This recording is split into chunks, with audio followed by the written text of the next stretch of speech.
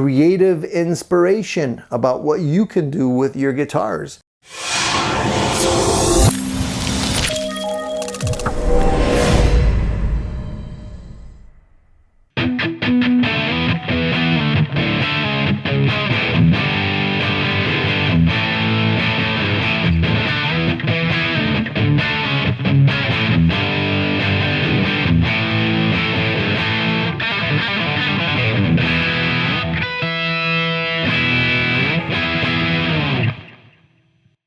So I've been bringing you gear reviews for quite a while now, and you guys know that I love guitars, and I love guitars that are good and inexpensive. Case in point, this really cool, I call it an EVH tribute guitar. That I kind of put together from bits and pieces of other guitars. And I've been planning to do a guitar build like this for a while, and I really have been kind of delayed because of other things that have been going on, but finally I decided to go ahead and put this guitar together. So today I want to show you the guitar, and I want to talk about the guitar a little bit to just give you some ideas, some creative ideas of how you can go about building your own part caster, tribute guitar, whatever you want to call it, and come out with something really cool at the end of it. Now, I know many of you out there, when you think about getting a new guitar, you think about going to the store and buying one or getting one used, but I don't know how many of you actually play with the idea of building your own. Now, I've been playing around with guitars for so long that I'm pretty comfortable with putting together a guitar, especially a Strat style guitar like this. So when I got the idea of building a tribute EVH style guitar, I didn't want to build a Frankenstrat. I didn't want to build something that was supposed to be an identical copy of something else. I wanted to build a guitar that would be my own. And one of the things that I really liked was this kind of stealthy paint job that is based on the EVH guitar, but at the same time, not exactly the same. As you can see, the paint job on this guitar is basically black with some, I don't know what color it is exactly. It's sort of a metallic gray on top of it. So it actually comes out really nice. It's subtle and subdued, but at the same time, pretty rock and roll. Over the years, I've accumulated so many different parts of other guitars that I have a tickle trunk full of guitar parts that I usually call upon whenever I need a piece here and there for a build. And after a while, you have enough to actually build another guitar.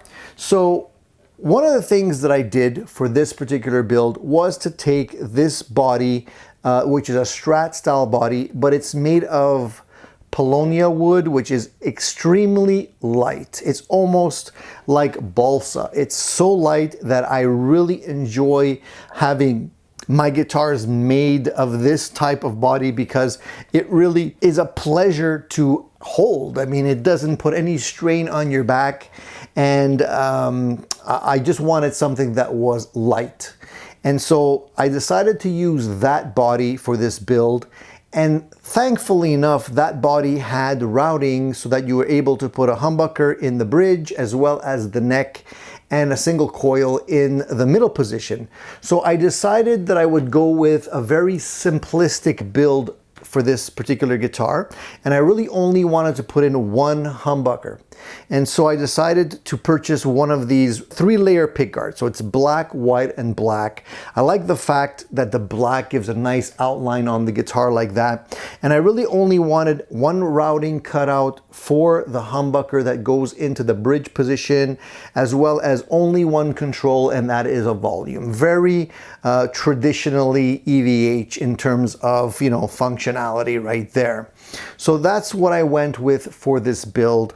The neck on this guitar is a neck that is extremely flat. I love this neck. This neck came off another guitar, and I decided to keep this neck because it has a really nice rosewood or rosewood type fretboard that I thought would work really nicely with this build because of the fact that everything is kind of stealthy. And it kind of reminds me of my EVH Stealth. And so this neck is really nice for a budget neck that I got off a really cheap guitar. I love it. It actually plays so nice. And one of my favorite feeling necks, as a matter of fact, which is so odd because it's really inexpensive. So I put in a decal here. You can see that this is a Charvel decal. I didn't know what to put there, and I didn't like to have it just without anything, so I thought a decal would be nice just to complete it. Now, when I was gonna select a pickup for this guitar, I had a bunch of pickups to choose from in my bin, but one of the pickups that I really liked was a pickup that came off of my Tokai Black Beauty, which originally had a gold cover on it. And I did a demo on that guitar with the original pickups, and I swapped those pickups out for a set of, I think those were Tesla Sharks that I put in there. But I kept the original pickups because I liked them. They sounded very open, and I believe those were not wax potted. So I ended up keeping that pickup. I took off the gold cover and I put in the uncovered pickup in this guitar. Now this guitar has a ceramic magnet, which is gives quite a bit of output. I think it's about 11K, but a lot of people, you know, think that ceramic magnets are cheap and whatnot, but some of them actually sound very good, and I like the way this one sounds. And a lot of people that compared the original pickups in the video of that Tokai guitar and the Tesla Sharks really said how wonderful these pickups were. So I decided to put them in, and you'll notice that the little screw poles on this pickup are actually gold on one side because they actually had a gold cover on them. So I decided to keep it there just for, I don't know, just a little bit of flair. I kind of like the gold, so I kept it there. The other thing that I decided to change on the guitar, I had this black bridge that I was using on another guitar, but I didn't like the saddle. So I took these upgraded saddles which I had lying around, and these are, I forget the brand, but they have a little bit of a material right underneath the strings, and I think they sound really great in this guitar. Everything else is pretty much stock. I didn't change the nut because it was already bone. I didn't change the tuners because they were black, and I like the black tuners on this guitar. Eventually I might put a set of locking tuners in here, but I didn't feel I needed to. The actual back of the neck was not finished. And what I like to do is I like to use some gun stock oil and just rub it in, leave it there for about, 10 minutes, rub it off, and then apply some carnauba wax. And this is the same technique that is used for the Music Man guitars that I love so much, and it really makes the guitar neck just feel wonderful. The paint job on the guitar, the front and back of the guitar, was painted with very inexpensive paints. They were actually Rust-Oleum paints, which I don't usually use on my build, but I decided to go with it just as an experiment to see how it would work out. So I ended up spraying the guitar body with some primer. Then I sprayed black on top of that, let it dry. Then I taped off the entire thing a la Eddie Van Halen, as you can see.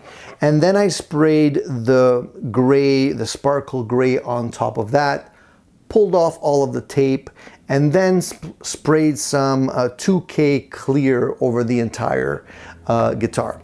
Now, when you're using any kind of paints that are not necessarily designed to be used for painting guitars, you have to make sure that they don't react. So if you stick with the same brand, in this case Rust-Oleum, if you stick with the same brand for the primer, the paints, and the clear coat, you shouldn't have a problem.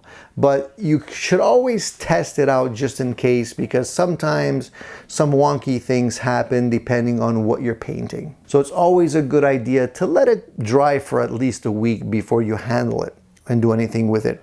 In my case, I didn't even wet sand it. I just put in the clear coat and left it at that because I felt it was shiny enough. I like the way it looks, and it came out really nice, better than I expected. Now I didn't finish, I still have to put the back plate on here. I filled in all the screws, the screw holes on the body when I built this guitar because I wanted to put a brand new pick guard on it, and I don't like to have extra screw holes, so I filled in all the old ones, drilled in new ones. So that's why you don't see any screw holes here for the back plate. But I will eventually put in a back plate there just to finish it off. And like I said, guys, I think it turned out extremely well. I've been talking about this build on my live chat that I have on Sunday mornings on my channel for a while, and I've been showing you previews of the build, including some shots of the body as I was painting it. I've been posting those photos on Instagram as well, and I'm just really proud to show you the final product. I think it came out so well. I wouldn't hesitate to build another guitar project like this because it really did come out really well, and it sounds great too, and that is just the icing on the cake. I was a little bit, skeptical as to whether or not it would sound as good as it did originally. Originally I had single coils in here, and obviously when you put in a nice fat sounding humbucker, it sounds absolutely wonderful.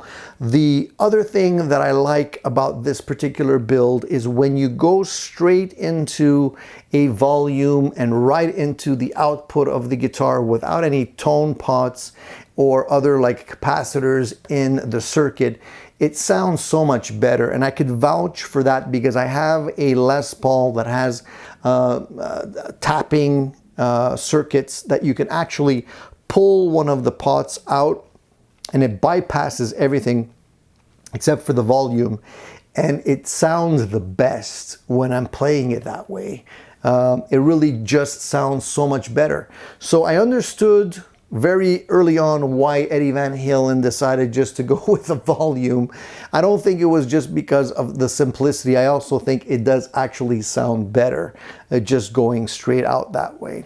So that's it, guys. This is the build, and I'm super excited to have it. I think it's going to be really fun to play. And the other wonderful thing about building your own guitars like this is that you can really modify them anytime you want. You can make them better, change them around, add or remove any type of components, and just make it your own. Nobody can tell you what to do because it's yours, right? Don't feel like you have to be a pro at building guitars. Strat builds like this are relatively easy.